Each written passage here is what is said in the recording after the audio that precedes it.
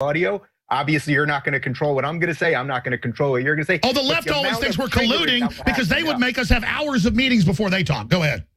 Yeah, and we don't. So we're going to do this. I have no idea what you're going to ask me. As you know, I'm a free speech absolutist. We can go anywhere. I'm happy to do that. I want you to, you're a smart guy. I really want to hear wherever you want to go. I've got plenty of stuff to get into. All I'm saying is they're like raging authoritarians calling us fascist when I always really thought of myself as a classical liberal. Well, look, classical liberal, that really is the new political term that people have to understand. That liberalism at its core is about live and let live. Now, that has nothing to do with the modern left that is about authoritarianism, that is about the collective, that wants to judge us all on these immutable characteristics of color and race and ethnicity and sexuality and gender and all of these things. They keep telling everyone else that they're the racists, they're the bigots, and yet they're constantly focused on those immutable traits.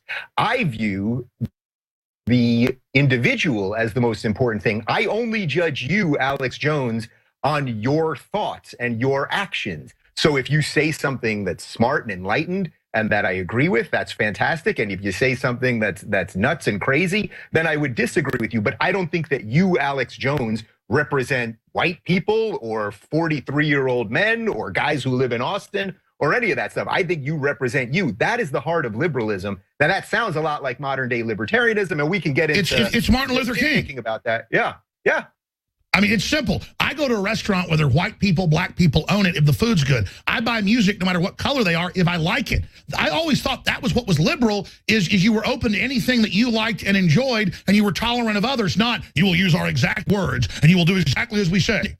Of course, and now they've tricked you to think that if you're a white guy wearing dreadlocks, that you're somehow racist and you're culturally appropriating. And if you eat Chinese food, it's insane. But what you said earlier about the black hole, I think is an interesting analogy here, because it will never end. There is no end to this hole. This is what I've tweeted this a lot, that there's no bottom here. They're never going to get to a place where they go, okay, we got what we wanted, we got the control we wanted, and we have utopia. Because what they're telling you is that if only their guys were in power, if only Bernie was in power and Keith Ellison was in power and all of these far left guys, if only they were in power, magically society would be fantastic. Well, exactly, but they're trying to bring an actual anti-language, anti-communication, anti-debate. The only place I see that is in the most hardcore cults make you follow only set language. It's always changing. They're always persecuting and, pulling somebody out to peck on them and surround them and bully them. I mean, everything they say they're against is what they are. And I'm asking you, because you've been inside with these people,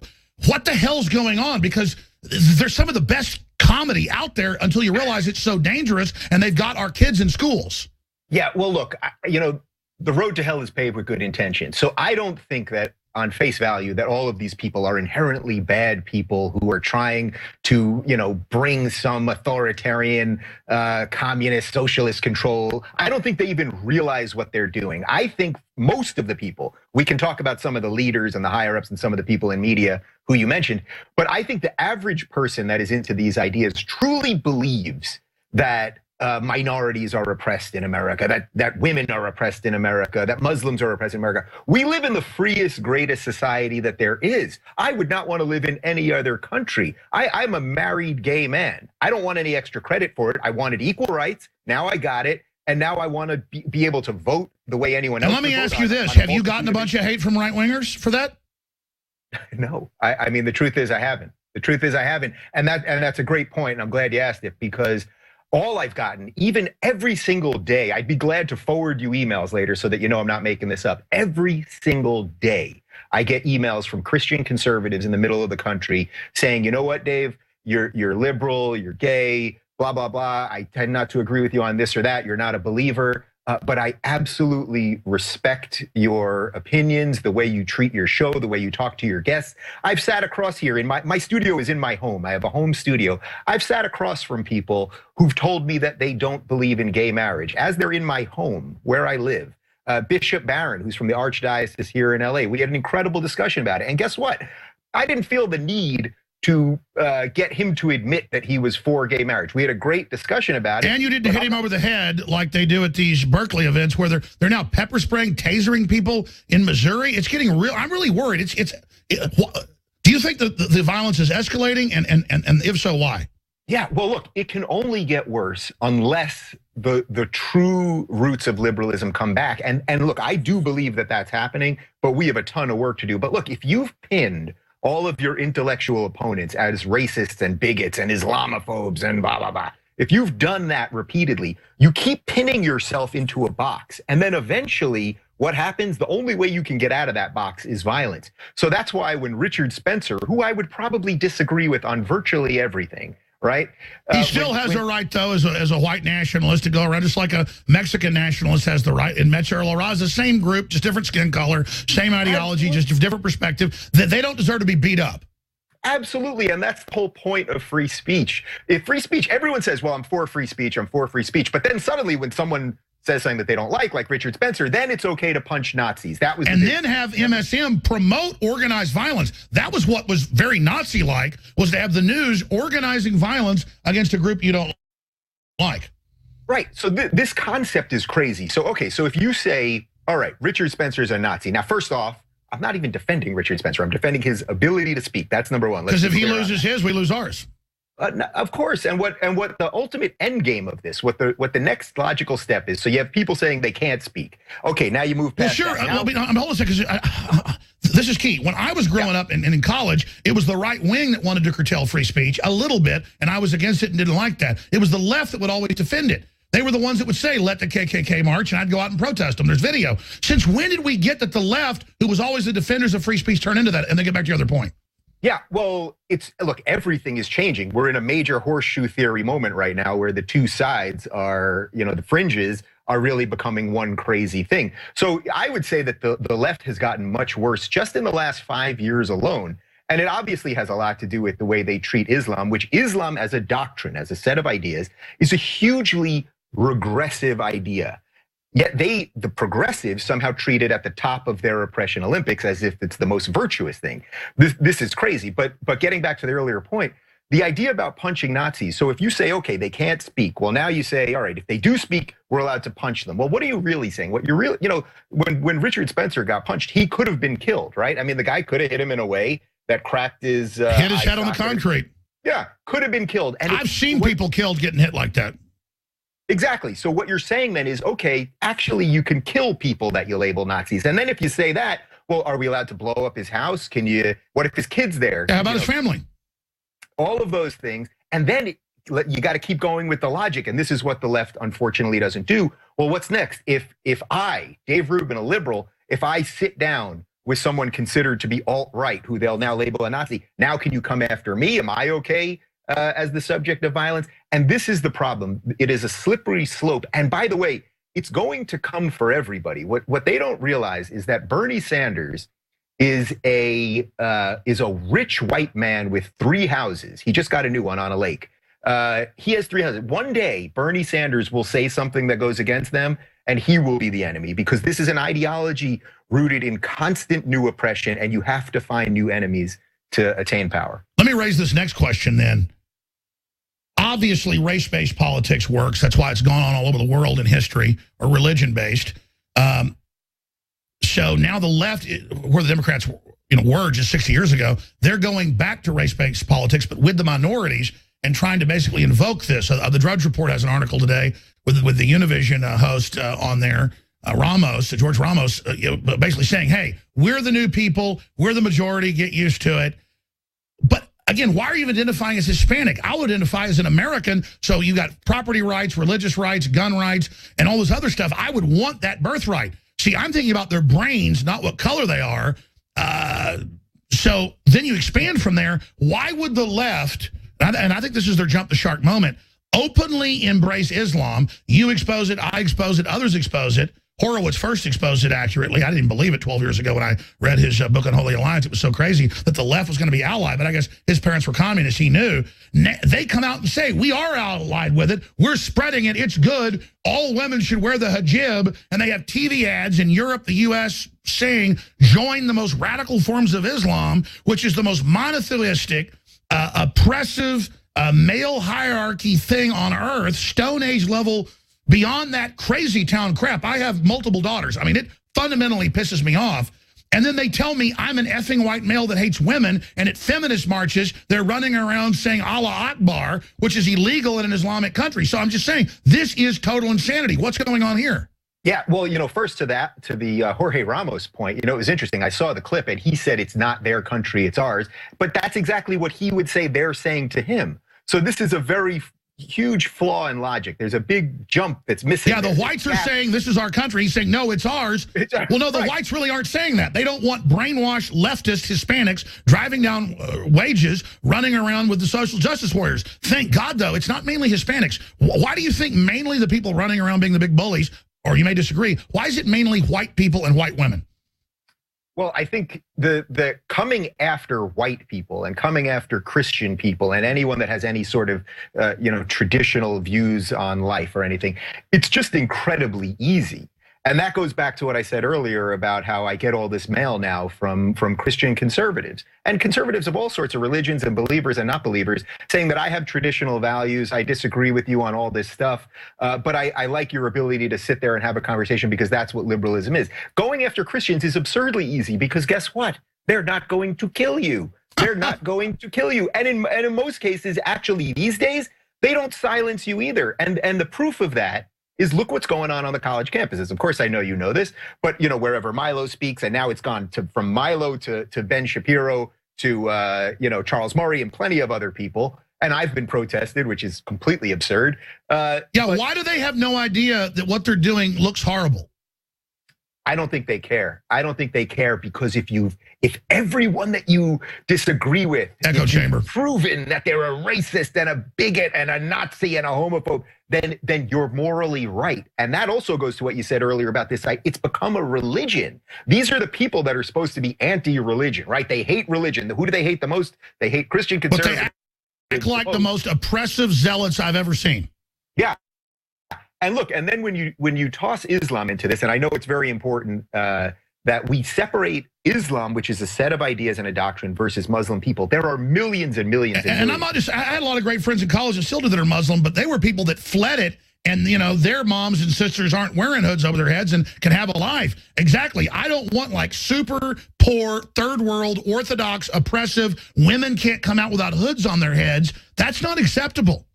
Well, not only is it not acceptable, but look, you can look at this woman, Linda Sarsour, who is now a hero of the left, who, if you look on her, she was arrested because yesterday at Trump Tower, I guess, for public disorder or whatever it is. But she's a hero of the left. Oh, there you go. You got it up right there. She's the fourth from the left. This woman has repeatedly defended Sharia law publicly on Twitter.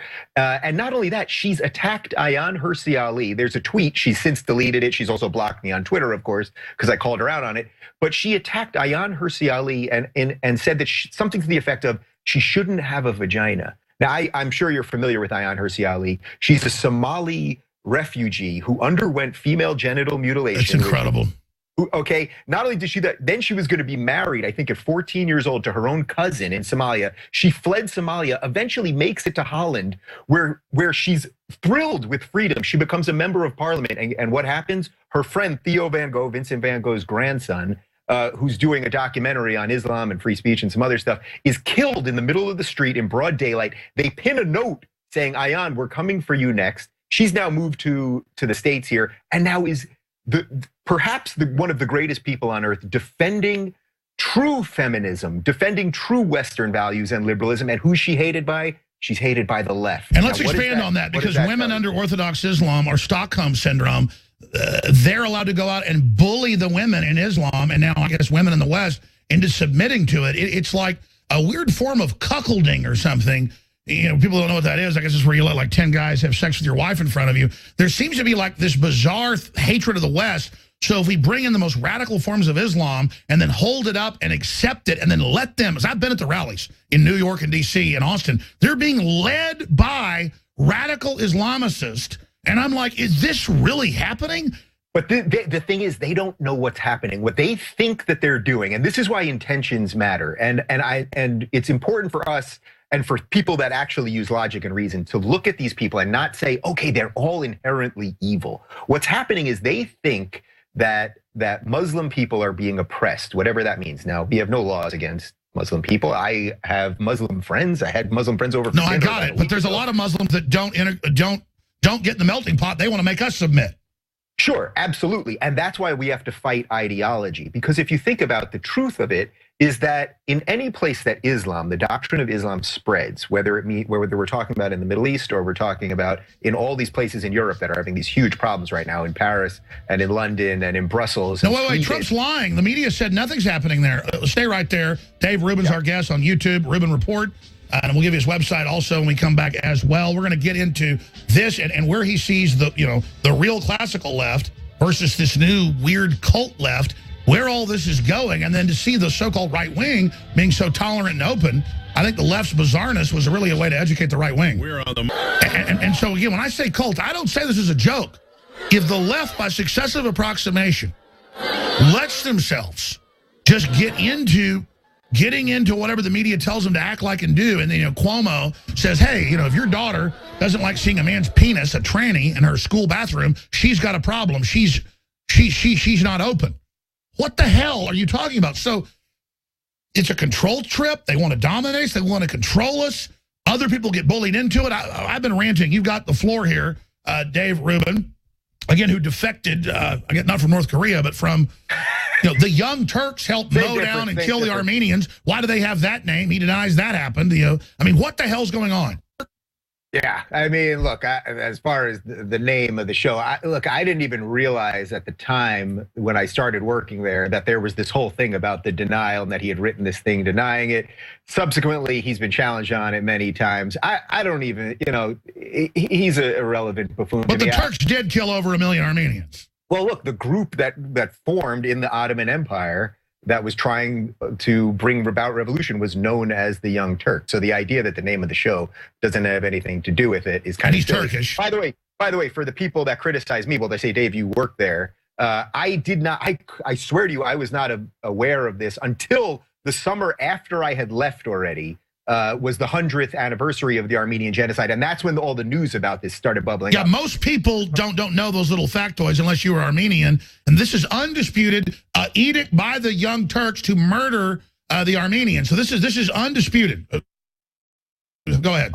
You can look. There's a quote from Hitler, which I'm going to slightly butcher, but he said, when people said, "Well, wait a minute, how are you going to get away with killing all the Jews in Europe?" He said, "Well, look what the Turks did to the Armenians." Yes. And they got it. So people can find that quote. That's real. But real quick, I want to back up for a second because you came in from commercial with the Steve Miller Band, and just to prove that I don't go easy on the right, I was at a Steve Miller concert about a year ago in Orange County here outside LA, and it's pretty known as a conservative place, and I was busted at a Steve Miller outdoor concert for smoking weed by some angry, right-wing conservative. So I want to be clear on this. I am for liberty. I can smoke some weed. No, absolutely. I'm not. Absolutely. I'm for decriminalization as well. There's a lot of hypocrites on the right. They're just not as viral. So getting back to I don't want to talk about the Young Turks all day. It's just the arrogance and just from what I've seen, I'm not just saying this. It seems like, maybe I'm wrong, even their own fans are turning against them. Oh, yeah. I mean, I see a ton of that, but that's because the left is not liberal anymore. And once you realize that, once that little piece gets pulled out, the deck of cards starts crumbling real quick. And you realize, wait a minute, why is this always about more and more control? Progressives constantly scream about government, right? Government is wrong now, and Trump is evil, and Obama was evil when he was in charge, and George Bush, of course, was evil and all that. But what's the answer? It's always more government. This makes no sense. It's only if their magical people could just be in charge, then everything would be okay. It's a fake utopia that doesn't exist. And Venezuela and North Korea and communist Russia, all these places are hellholes. Authoritarianism, big government always brings hell on earth, and a little fat guy waddling around with generals. Yeah, look, there's plenty of things if you want to go into it. We can discuss plenty of things that we like or dislike about Trump and have a healthy debate on that.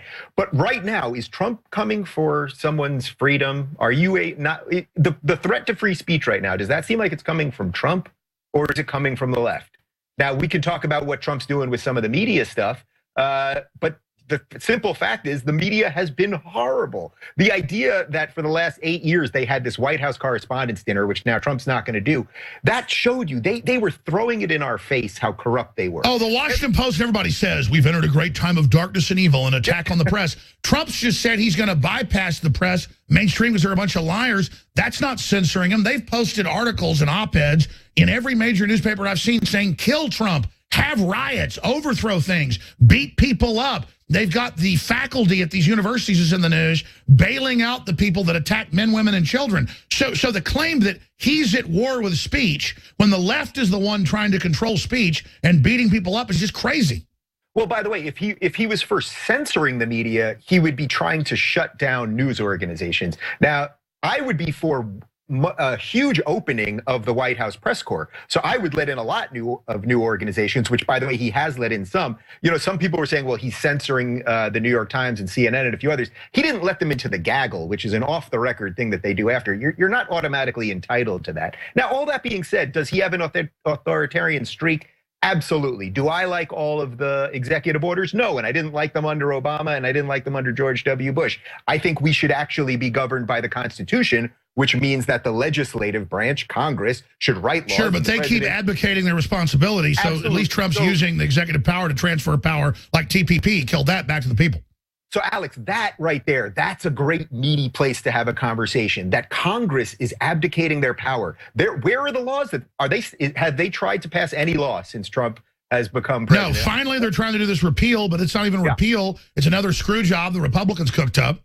Yeah, look, and of course, we should all be for single payer. That's the most sensible thing, that there is it's a combination of public and private. Now, I get it. If you're a pure libertarian in the purest sense, you want the government to have nothing to do with it. But in a functioning state that we have, that a single payer makes the most sense, where we have private insurers and it's just sort of facilitated by the government. I personally think that's okay, but I'm happy to argue with people on whether that's okay. But the point is, the meaty part of this is what you hit on a second ago, which is we have three branches of government. One's supposed to write laws, one's supposed to sign them into law, and one's supposed to confirm whether they're legal or not. And what we're doing, and what the presidents have done now for a long time, is funnel all of that power to the executive. So for those, and now the left is freaking out because the executive was their god when it was a Democrat or a Republican they controlled. Now they're totally freaked out because they've transferred all the power to the executive, and now they're completely freaked out by Trump. Exactly. So then what's the answer to that? The answer isn't, oh, it's only okay when it's your guy. So no, transfer power back to the states, back to the Congress, and back to the people. But Trump's actually trying to get them to do a health care bill. They don't even want to do Congress is the worst group. I mean, there's no doubt that they literally just want to pass authority on and just be lazy. Yes, you're 100% right. That's the answer. The answer is return to what our founders wanted, which was limited federal control. If you don't like Trump, and there are many reasons not to like him, if you don't like him, the answer isn't to try to upend democracy, to try this hashtag resistance, and to literally try to impeach. What are you saying? You want to impeach him, and then we'll impeach Pence, and then we're going to install Hillary or a Democrat? I mean, what are you actually? By the way, they even talk about disconnect, Dave Rubin, the Alex Jones Show, folks, if you just tuned in. Again, Dave Rubin of the Dave Rubin Report on YouTube, a hit show, formerly with the Young Turks, the Young Turds as I call them. Where does this go from that point? Because they're trying to say the state's God. Now, exactly, they want to remove Trump, but then they actually say, Michael Moore said, we want to install Hillary back in, who's like a walking dead zombie, incredibly corrupt. Nobody wants the Bushes. Nobody wants the Clintons. What's the elite thinking? If they'd have run some half-decent person, they would have beaten Trump. Again, they're so entitled, not just the grassroots of the left, but the elite of it are just crazy. Well, think about what Michael Moore said. I mean, really, you have to take everything as before we said there's no bottom with the left. Well, every time that anyone gives you a fact, you have to take it to where the. He used the word install. Right. Okay. So let's just say we impeach Trump, we get rid of Pence, the whole administration goes down. Somehow, I don't think there's any legal way we could do it, but somehow we install Hillary as president, or just any Democrat. We grab Biden's old bones. He's now president. Well, what's the next step? The next step is you would basically be saying we now have to go to war with Russia because they installed a puppet president in the United States. So if that happens, guaranteed we go to war with Russia. I can tell you right now, I don't want to go to war with Russia. I see no reason to go to war with Russia. I was about to say, if Russia was expanding, threatening us, Russia can barely stabilize itself. Clearly, China and Islam, radical Islam, are the existential threats. Yeah, well, look, 4 years ago, what happened? It was about 5 years ago now in that debate when Barack Obama said to Mitt Romney after he said that Russia's our biggest geopolitical foe, Obama said, I want my, you want the 80s foreign policy back. Now, obviously, there is some stuff going on with Russia, and we have to treat that, we have to be transparent about it and figure out what's going on here really. But the bigger point is that if you give these protesters, if you give them what they want, it really is dismantling of democracy. So I agree. So let me ask you this. They believe their bullying and intimidation is going to work. I don't see that happening. The Democrats, 5 years ago, if they would have delivered, probably put the Republicans out of business except for a regional group in the South. I think they were right. Now they're the party that lost almost all the state houses, the governorships, the House, the Senate. And it's a total collapse, as Steve Bannon has said. If they deliver on prosperity and kind of a populist conservatism, but are also inclusive, which Trump's doing, his whole family, a lot of them are liberals, but real liberals, it's going to break the back of the collectivists. So where do they go? I mean, let me ask Dave Rubin, a smart guy that's joining us right now. What are the different paths? Kind of like choose your own adventure novels, working in like 3 ways. What are the different avenues we're going down here? Well, first off, just to your point about Trump's family, I had Donald Trump Jr. on my radio show a couple of years ago, way before Trump was running for president. I was on the OutQ channel, the LGBT channel on Sirius XM, because that's where they threw me as a gay person, even though I wanted to do politics, but that's fine. The left does that, where we're like, they pigeonhole you and say who you are, because exactly.